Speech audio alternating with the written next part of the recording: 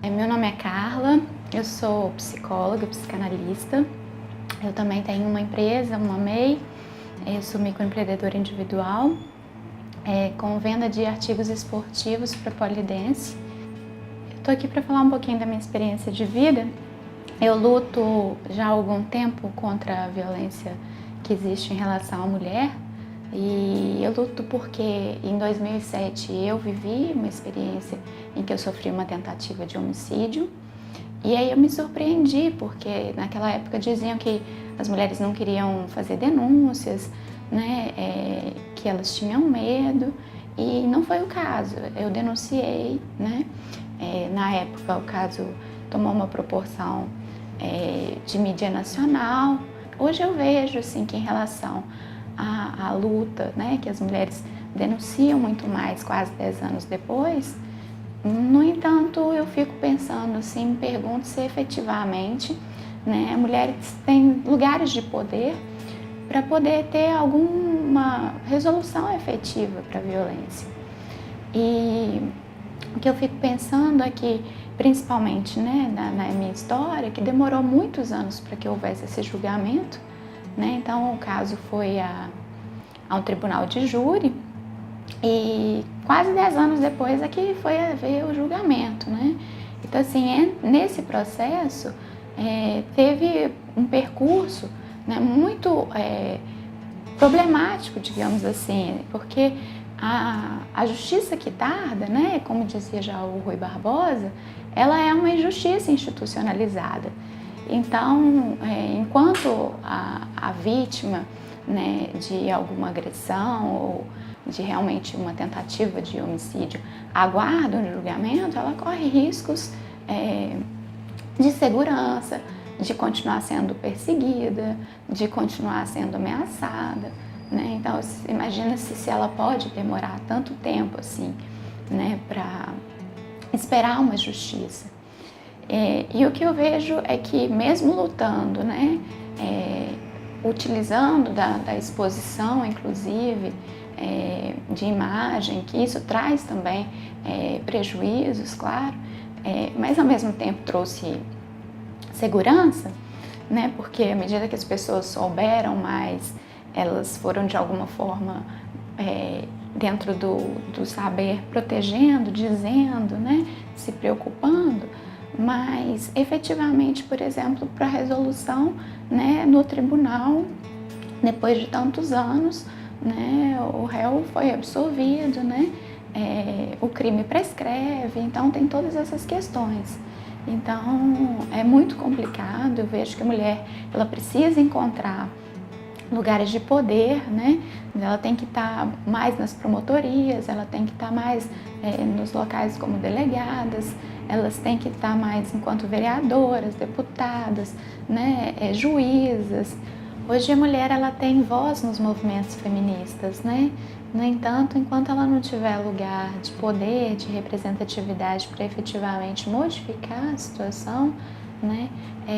Eu não vejo como tão efetivo ela ter voz, né? Assim, eu percebo que passaram 10 anos e às vezes eu vejo assim, uma moça publicando um vídeo ou publicando, né, uma indignação com alguma violência sofrida e eu paro e olho para trás e vejo que não é muito diferente dos 10 anos atrás quando eu fiz isso, né?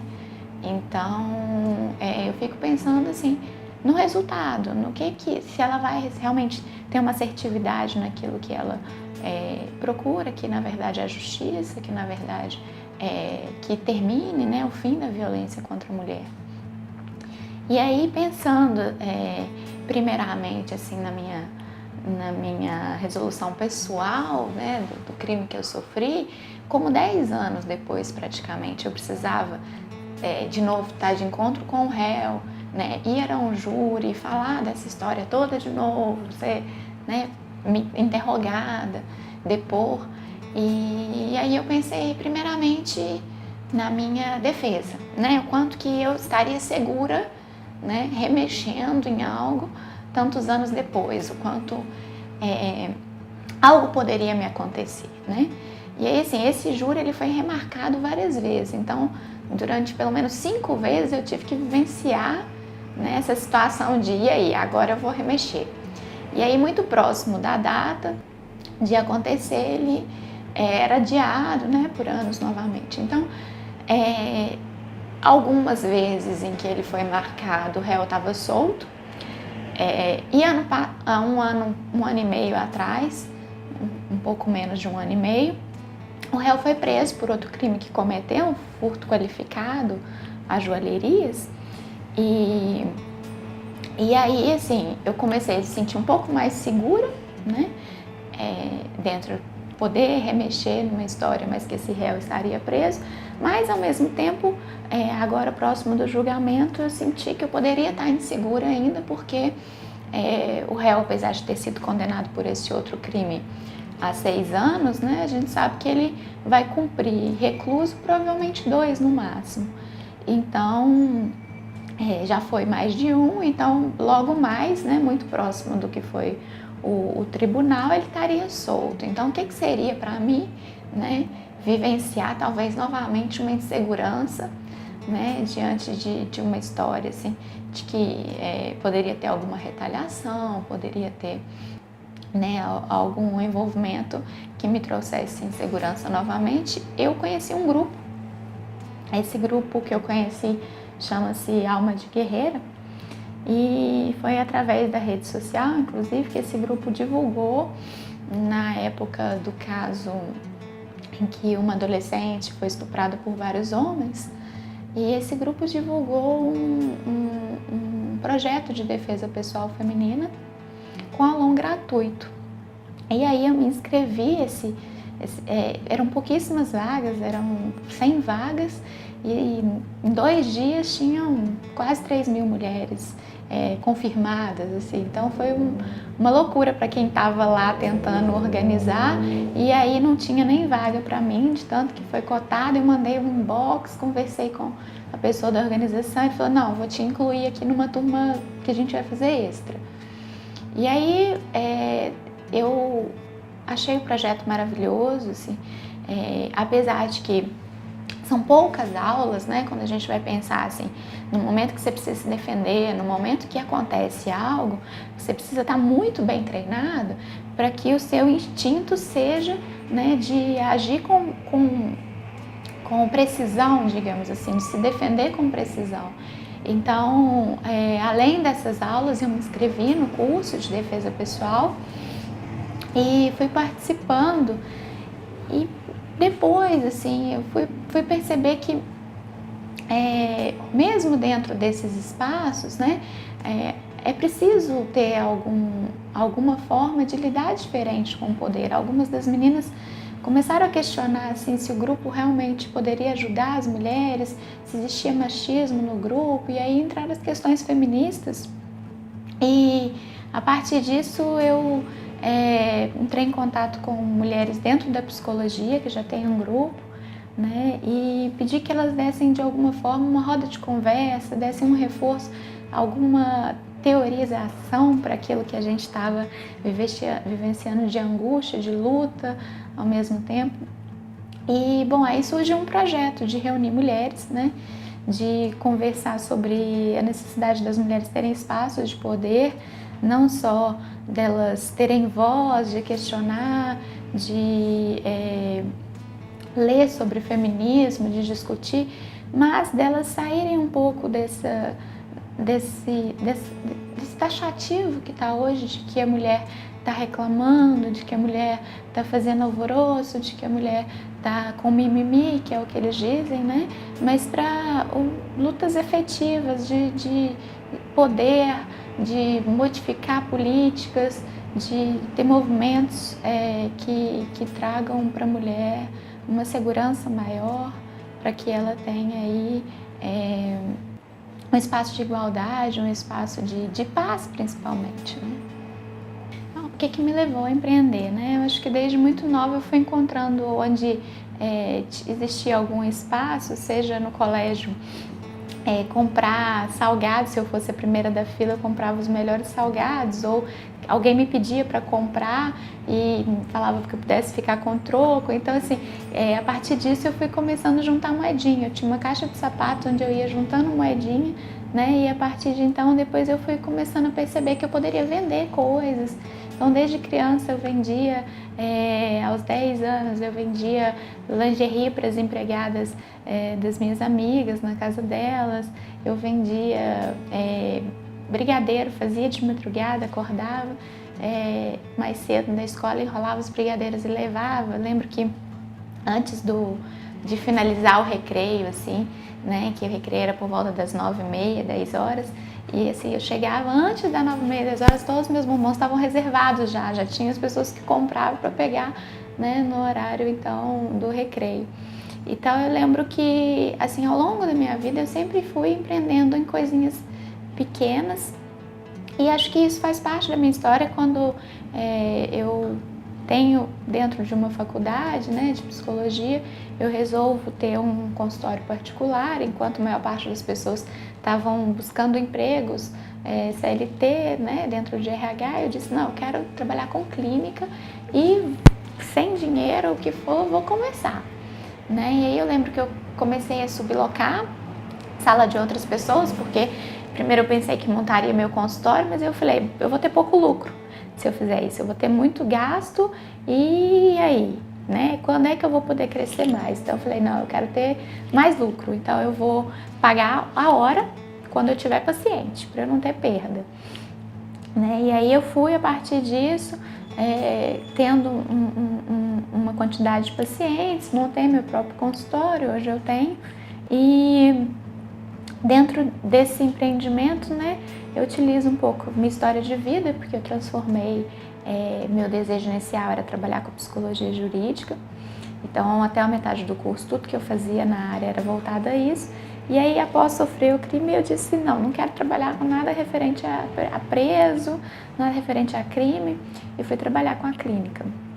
Então eu acho que assim, no momento de que tem uma dificuldade, eu acho que a gente também consegue crescer e encontrar novos rumos, encontrar um espaço diferente, né, e fazer realmente resiliência, né, fazer da dificuldade algo transformador. E aí, dentro desse mesmo princípio, eu tinha como dança uma força de vida, assim, né, dança para mim sempre foi minha paixão, sempre foi algo que movia mesmo minha vida. E aí eu lembro que eu tinha pouca força na dança de salão no braço, né? E eu quis fazer uma dança que eu ganhasse força de braço, que eu pudesse melhorar até na dança de salão. E eu odiava fazer musculação, odiava academia. E aí fui procurar uma atividade que pudesse ser uma mistura da dança, mas que me desse força. E foi quando eu encontrei, em 2011 ainda, quando era muito pouco divulgado, quando tinham poucos locais para se fazer, era muito caro inclusive, encontrei o polidense como algo que me desse fortalecimento físico, que me gerou emagrecimento, que eu perdi 10 quilos, que me deu aí um novo estímulo, né, para além das outras danças. E passou a ser uma atividade esportiva em que eu passei a treinar muito, né, e que era muito desafiadora. E aí, em uma determinada época, depois de já em torno de uns 3 anos, já mais de 3 anos praticando, eu tive uma queda em uma acrobacia. Nessa queda eu me lesionei e aí a partir dessa lesão eu fui trabalhar para poder retornar às atividades. Quando completou 1 ano em que eu estava já fazendo reabilitação, fazendo fisioterapia, tomando injeção de corticoide, do lado esquerdo do meu corpo, do joelho até o pescoço, eu sentia muita dor, eu decidi que ia me envolver diferente com o pole, né? Então, assim, dentro dessa dificuldade, eu decidi que ia aproveitar uma dificuldade que eu via para os atletas, que era se constituir enquanto esporte, fora de preconceitos de prostituição, fora da imagem de stripper, né? Eu vi que tinha uma dificuldade de encontrar acessórios, roupas, souvenir, coisas que dissessem da modalidade enquanto esportiva, mas que ao mesmo tempo estava tendo muita mídia para o pole, estava passando em rede nacional, né? Então tinha sido o fim de semana que teve o campeonato mundial de pole dentro do Arnold Classic, que é um campeonato de força, né? Que é o Pan-Americano de pole, que acontece lá já há alguns anos. E aí eu aproveitei de tudo isso e disse, eu vou reunir e vou encontrar tudo que eu sei de quem vende algo e vou reunir num site só para que essas pessoas possam entrar e comprar. E aí a partir daí eu criei uma loja virtual com o mínimo de recurso financeiro, assim, mínimo de investimento. Então eu mesma fiz o site, eu mesma foi uma MEI que eu abri, então eu mesma fui entendendo, pesquisando como que são o KINES, né, que coisa que eu poderia colocar enquanto atividade para vender nesse site. E a partir disso eu criei a Lopup, né, que é um site virtual de pole dance. E lá eu tenho desde adesivo de pole com a menininha, né, com vários movimentos, tenho semijoias, pingentes, colares, e tenho colchão de proteção, principalmente porque, né, é fundamental. Eu mesma vivi assim, machucar, cair, não ter o colchão. Então e coisas que as pessoas às vezes não têm acesso fácil, né? Hoje, depois de 1 ano e pouco, quase 2, tem outros sites que vendem também, né? Tem mais 2 que vendem, mas eu acho que a partir da dificuldade, a partir de uma falta no mercado, a partir de uma dificuldade, às vezes até pessoal, de vivenciar algo, a gente consegue transformar essa energia para fazer algo importante, algo que seja visto, né, como positivo. Eu queria agradecer a Mulheres S.A. pela iniciativa, pelo convite, né, e por estar unindo forças. Eu acho que o mais importante, né, é unir essas forças, porque a gente sabe que tem muitas mulheres que são incríveis, né, e que estão aí tentando lutar, né, uma luta às vezes solitária. Então acho que unir força, dar poder, né, inclusive capacitar as mulheres para desenvolverem mais, né? Eu acho importante para que a gente tenha espaços e que sejamos representativos, assim, para mudar toda essa história de que a mulher foi excluída, né, desses espaços.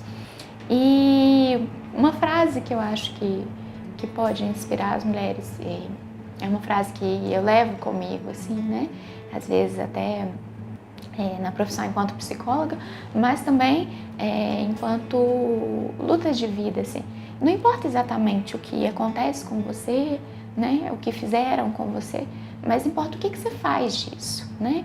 Então não importa exatamente se você tem uma queda na vida, se você enfrenta uma dificuldade, se você enfrenta um crime, mas o que você, a partir disso, constrói? O que você tira de proveito disso?